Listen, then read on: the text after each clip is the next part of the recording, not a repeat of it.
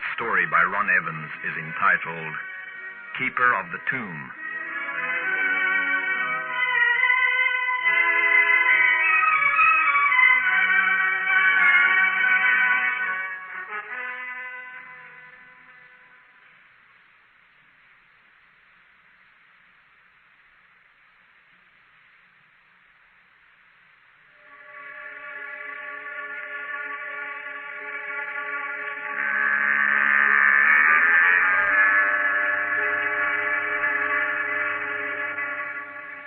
For several years, I've been waiting to tell you this very strange and frightening story. Even now, I'm wondering whether I'm doing the right thing by making some of the facts public. But here goes. Some years ago, I was contacted by an old friend, Julie Richards, whom I knew from university days when we studied archaeology and anthropology together. She begged me to come out to South Africa, where she was on vacation, as she'd found something that would intrigue me. My name is Mark Hyland, and in company with my assistant, Tom Raglan, we flew from London to Johannesburg. Julie met us there in a hotel, where she unwrapped a stone fragment from a cocoon of tissue paper. Take a look at that, Mark. What do you make of it? You're not having us on, are you? No, it's no joke. I found that fragment only last week on a large farm in the Northern Cape Province. Oh, let me see. It's definitely of Egyptian origin. 2 complete hieroglyphs. Yeah, but what's it doing here?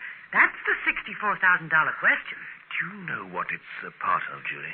Well, Mayan and Aztec archaeology is my specialty, but, well, I'd say it's part of a frieze. You're wrong.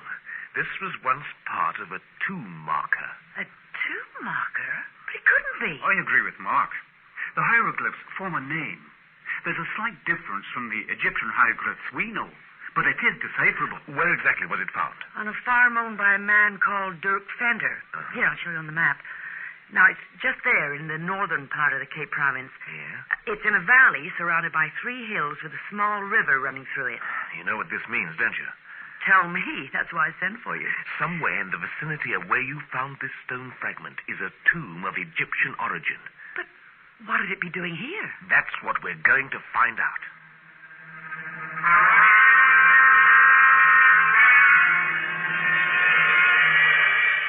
A discovery like this is the dream of every archaeologist. A find which could sensationally revise our present knowledge of ancient history.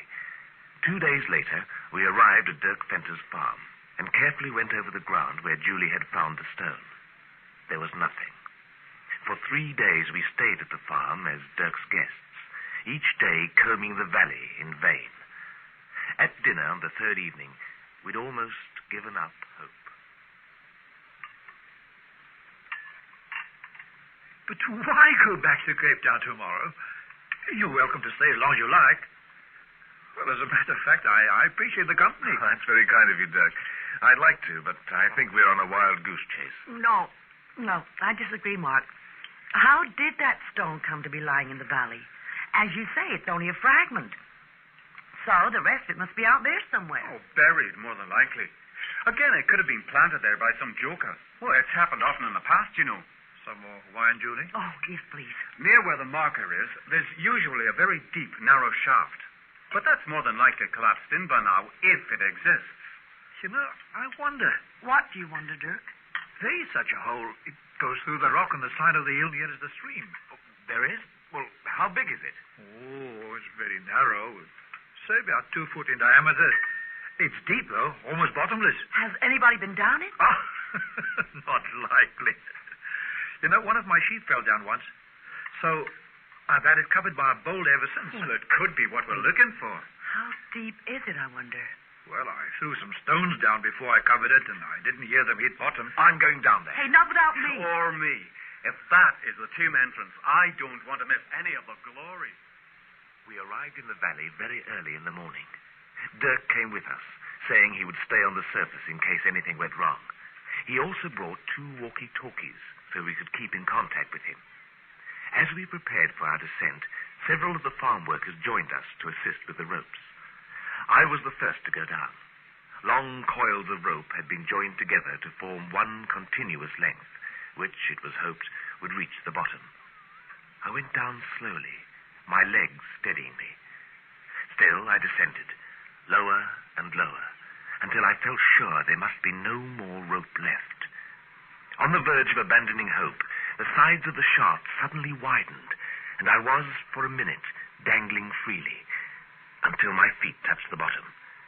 I was trembling and breathless with excitement when I switched on my battery-operated fluorescent lantern. Hello up there. Can you hear me? Hello there, Mark. What's down there? What we've been looking for. It's a stone chamber, empty apart from a lot of old animal bones. Definitely man-made. And yes, there are a number of hieroglyphic inscriptions on the walls. They're bringing up the rope now, so I'll be joining you soon. Put Julie on, Tom. I heard what you said. So we found the two, huh? I wouldn't go that far, Julie. There are no doors to be seen down here. It's just an empty chamber. But come on down and take a look for yourself. Just you try and stop me. Tom's just being lowered down now.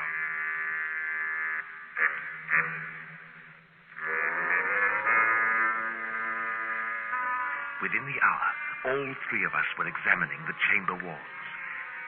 I can read some of it, but there's a lot of difference in them compared to the Egyptian forms. Oh, yes, it's very odd. This is going to surprise you, Tom. You see that symbol there? What would you say if I told you it was Mayan? Oh, I say you are wrong. Similar, perhaps. It's Mayan, definitely. I've seen that symbol. Oh, and that one, too, many times on the Yucatan Peninsula in Mexico. It's strange. I wonder if there could be an historical connection. Theories have been put forward that the Central and South American civilizations stemmed originally from the ancient Egyptians. But it was assumed they sailed in reed boats from the Mediterranean. What if they'd emigrated through Central Africa to here, then across to the southwest, and from there to South America in boats? Well, it's a feasible theory, Mark. The current and winds would automatically carry them there. Incredible, but it could be so, I admit. And this is pretty good evidence to support the theory. Well, we've established one thing. This is, or was, a tomb. But why it's empty is a mystery. Well, according to this, it belonged to Princess Narini, a first daughter of Lord Tagash. We'll come down here tomorrow with a camera and photograph the hieroglyphics. Then we can translate them at leisure. Oh, what was that? Blast. Part of the rope has come away. Only a few yards, though, thank heaven. I'll call up Dirk and tell him to lower it some more. Hello, Dirk. Can you hear me? Dirk, are you there? Hey, take a look at the end of this rope. Dirk. It's been burned away. It can't be. Dirk, will you come in, please? The radio's dead. Oh, no. It's as though the batteries are finished. Oh, well, here, let me take a look. Oh, you're right. It's deader than the dodo ever was. But that means we're trapped down here. I'm afraid so. But when Dirk gets worried, he'll be sure to send somebody down. Just have to wait. I'll carry on studying these hieroglyphics. Mark, what if Dirk doesn't send down help? Don't worry about it, Julie. He's sure to. The hours dragged by, and the air in the chamber became foul. The fluorescent lamp began to dim. My watch read 7 in the evening. We took turns in shouting up the shaft, but got no reply. We were literally entombed. I'm thinking that there must be another way out of this chamber. Or at least a hidden annex to it. Tom's right. We must look before the lamp fades out altogether. I've just thought of something. Why don't we... What's that noise? You hear it? It sounds like wind, but there is none. Leave me. Leave me. Voice? No, it can't be. What? I tell you. Oh, well, there's only us down here. My tomb. Leave it. Is that Mark? It is a voice. Oh, it's a trick of the wind. What wind? I can't feel any. Oh, relax. Their imagination's running riot from the effect of being cooped up here. Nonsense, Tom. I heard it clearly, and so did you. Now, please, let's listen. Oh, right. If it'll make you happy. Leave my tomb in peace. Go. Can you doubt that? No, I can't. It's scary, but keep calm. What we're witnessing is a psychic phenomenon. Oh, I know you're probably cynical about it, but I've had some experience of seances back in the States. You see, my parents were spiritualists. Huh. Hocus pocus. Then do you doubt that was the voice we heard? Well, no, but Well, laugh if you want to. But there's a spirit trying to make contact with us, telling us to leave this tomb. We'll ask it how. I'll be only too glad to obey at the moment. If you'll be quiet, that's precisely what I intend to do. Now, please listen, and don't laugh. Hello? Are you trying to tell us something? Go away from this place. Gee. Quiet, please, quiet. We'd like to go, but we're trapped. It was I who trapped you. Why? Are we doing you harm? Yes, I want peace. You are disturbing me. Why did you trap us? I want to speak to you. The presence of your bodies in this chamber has developed enough power for me to speak. What do you want to tell us? I want to warn you not to disturb my tomb. You must go away, never return. Are you Princess Narini? Yes. This is my resting place. Here are my treasures, my earthly goods. But there's nothing here. Right, Tom. Let me do the talking. My treasures are here. If I am to let you go, you will see them. You will show us how to leave, Narini? Only if you swear on your lives not to reveal what you have found and seen. On our lives? It is written that my tomb will remain undiscovered for many more centuries to come. What is here is not for your knowledge. But it's an archaeologist's dream. Do you swear? I do. On my life and honor. Yes, I swear to. What about you, Tom? All must swear. Without your oath, I cannot reveal the way out. All right. I swear. Turn out your light, and you will see me. Where I point, you will pull at the stone blocks. Thank you, Princess Narini. Rest in peace. I don't believe it. Oh, she's beautiful. We blinked in amazement. The princess stood in a corner, bathed in a shimmering phosphorescent light. Her hand seemed to rest on the chamber wall. It was as Julie had exclaimed. Princess Narini was beautiful, and certainly no figment of my imagination.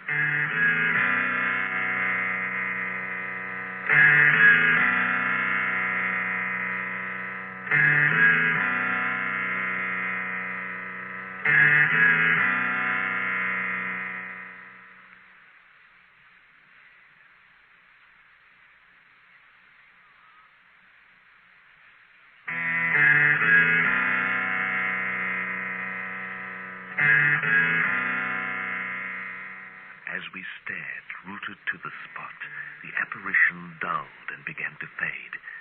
Her voice was heard for the last time. You will enter my burial chamber through here. From there, you will go down a tunnel to where there is water. Swim under, and you will reach the sunlight. Goodbye, and be sure to keep your vow. She's gone. Oh, what an experience. Oh, you can say that again. I've heard of spiritual materialization, and now I believe Oh, it. that's a fact. Anyway, let's get at those blocks and see if all this is true. There's a lot of dust and cobwebs. Yes, there is a bit of give in this block. See where it projects, Tom. Pull outwards. That's right. I'll help too. Careful. Watch your feet. Oh, look. Look, it's gone right through. Stand back. I'll pull this bottom block away. Right. Oh, great. There's plenty of room for it to get through. Give me the lamp, Julie. I'll go first. Hey, it's a big chamber, and oh, gee, you've got to see this lot in here. You go next, Julie. Thanks. It's incredible. Oh, this makes Tutankhamun's burial chamber look like a downtown pawn shop. So these are Princess Nerini's earthly goods. Wow. There's enough to restock the British Museum twice over, and most of it gold.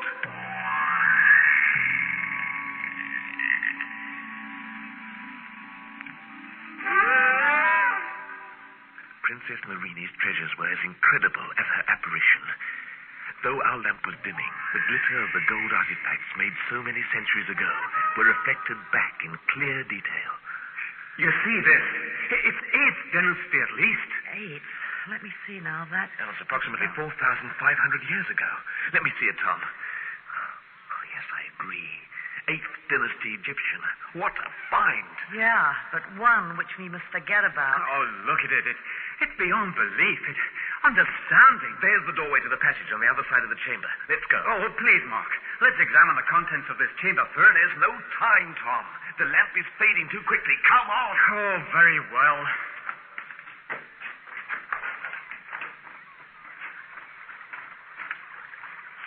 Hear that?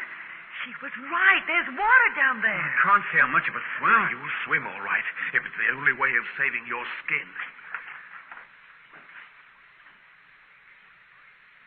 We entered another chamber, the furthest part of which was formed by a natural cavern. Water flowed gently through from the darkness on our right. Which way would we have to swim? Downstream. This is part of the river that flows through the valley. It's dark and murky. It gives me the creeps. Oh, wish there was some other way. There isn't. We'd better strip down to our underclothes and not waste time. Come on. Now, you've mentioned time. What time is it? Just after midnight. We've been down here almost 18 hours. Seems more like 80. Yeah, we'll have to leave the lamp here. And our clothes. Oh, that'll confuse the archaeologists if they ever rediscover this tomb a few centuries from now. Yeah, that's a fact. I think the 8th dynasty Egyptians had fluorescent hand lamps. Are you ready? Yeah, but it's freezing cold. Stop lingering, Tom. The sooner we get this ordeal over, the better. Oh, who's going in first? I shall. You see the way the water swirls under that rocky shelf over there? Yeah. That's where we'll have to swim underwater.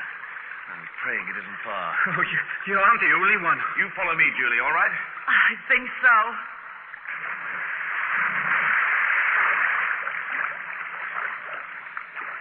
It was not as hard as I'd imagined. The water swept me forward under the shelf, and I banged my head a few times on the rocky roof of a tunnel. Then, suddenly, I burst to the surface. In broad daylight. The current pushed me to one side, and I climbed up the bank. As I turned, Julie emerged from the side of the hill with Tom almost immediately behind her. I helped them both to the bank, and we sat in the warm sunlight to regain our breath. Oh, thank heaven. That's over. I thought that tunnel was never going to end. Something's wrong, Mark. Oh, that sunlight's so warm and comforting, I'd never seen anything wrong if it were right under my nose. It is. I'm sorry, Julie, I'm not with you. What is it that's wrong? The sunlight. Huh? What time did you say it was just before we went into the water? Grief, you're right. I make it just after midnight. Right. What does your watch say, Tom? Well, the same. Maybe the dampness stopped your watch at midday. No, not both our watches. And look where the sun is. It's morning. For some odd reason, our watches have been running slow. Well, I suppose there must be some rational explanation. Who cares anyway? So long as we're safely out of that trap. I suppose you better go and see what happened to Turk Center. Reckon he's got a lot of explaining to do. Are you going to tell him about the tomb yet, or leave it till later? What do you mean by that, Tom? You know darn well we're not going to mention the tomb at all to anyone, ever. Come off it, Julie. You surely don't believe in that rubbish. I mean, well, it's absurd. Mumbo-jumbo and all that. Better not call it nonsense, Tom. You made a vow in there. Oh, please, Mark. You're not going along with that, too. Well, it was some kind of an hallucination. I don't know, but I'm sure a psychiatrist would have a name and explanation Tom for it. Ragland, if you mention one word about that tomb to a living soul, you'll be very sorry. I promise you that. If you don't dig up that hillside, I will. And I'm darn sure I won't let you stop me. Do you really think I could forget what's in that burial chamber? It could set me up for life. I'd be famous and Come rich. to your senses, Tom, for heaven's sake. You made a vow on your own lifetime. Now remember that. Ah, yes, to a spook. Oh, I think the confinement down there's gone to your heads. I'm telling Ventnor, and in a few weeks this hillside will be ripped out. No. Tom, what's the matter? Oh, it's nothing. It's just a crook in my neck. It's probably from that damned icy water. You've gone very pale. My legs gone a bit numb too, and well, anyways, I was saying in less than a month. Oh! Tom, what's happening to you?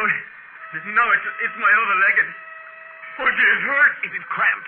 Here, let me massage it for you. No, don't touch me. Better try and get into the fire, Mark. He looks awful. Julie's right, Tom. Come on. Help me to your feet. Come on. Come on, Tom. Come on, Tom. Oh, no. No! Let go of me! My whole body's on fire!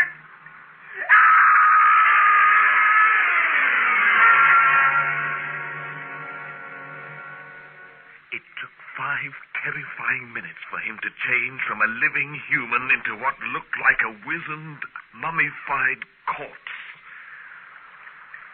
Oh, Mark, what are we going to do? What's happened to him? I don't know.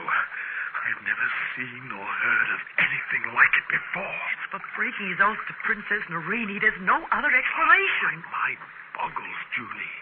Things like this just don't happen. But it has, Mark. Just before our eyes. Hey! Mark! Julie! It's Spencer. What are we going to do? He'll see the body and... We must take him into our confidence about this. I just hope he's superstitious and believes it. You'll be giving away the secret, Mark. You'll end up the same way as poor Tom. It's a risk I'll have to take. I hope Princess Narini understands that I'm only doing this for the sake of her, too. Hey, what on earth happened to you two? Why, that was quick. How did you get out? Quick, did you say? Yes, you only went down the shaft, let me see you. Oh, less than 2 hours ago. I was going to wait another hour and then send one of my firemen down. So, just a tunnel into the stream, is it? Not quite. Hey, what's lying on the ground there? Where's Tommy? That is Tom. Ah, you're joking, man. That's not a... Yes, it's Tom, Dirk. A lot of strange things have been happening. Are you serious? That's Tommy. Let's go to the farmhouse, Dirk. I've got a long and complicated story to tell you.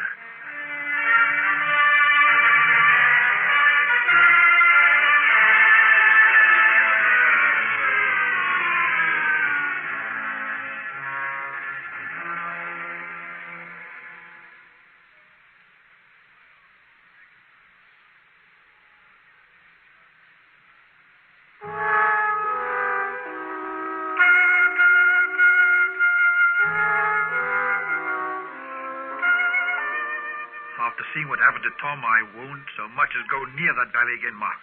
You can be sure of that. Hey, but what about his body? There'll be an inquiry into his death. You'll have to tell the truth and... We daren't tell the truth. It'll be suicide. Now, what if Tom had decided to break his oath before you swam out? Yeah, I see what you're getting at. He'd still be inside the tomb. You're suggesting we put him back down there, Dirk? Have you a choice, Julie? He broke his oath and paid the penalty. Now, why should you be made to pay the penalty also? Dirk's right, Julie. Only us three know how and when he died. Now, leave it to me to handle his disposal this afternoon. Meanwhile, you'll have to report his death down the shaft. Say he fell or something like that. We'd be telling a lie. I know how you feel, Julie. A lie it is, but a very necessary one. There's no other way out. We'll get changed and drive into town. We followed Dirk's suggestion. Tom Ragland's withered and dried-out body was lowered into the upper chamber of the tomb, and a large boulder was rolled over the top of the shaft. Shortly after, Dirk sold his farm and came to live in England, where he died some months ago. Over the years, I've often been tempted to reveal my dreadful secret, but courage always failed me. Last year, Julie Richards started to tell it, and Julie died. By now, you're probably wondering why I've told you the story, and why I haven't suffered the same fate as the others. I saw my doctor this morning, and I learned that by the time you hear this, I shall already be in a place where Princess Narini cannot hurt me.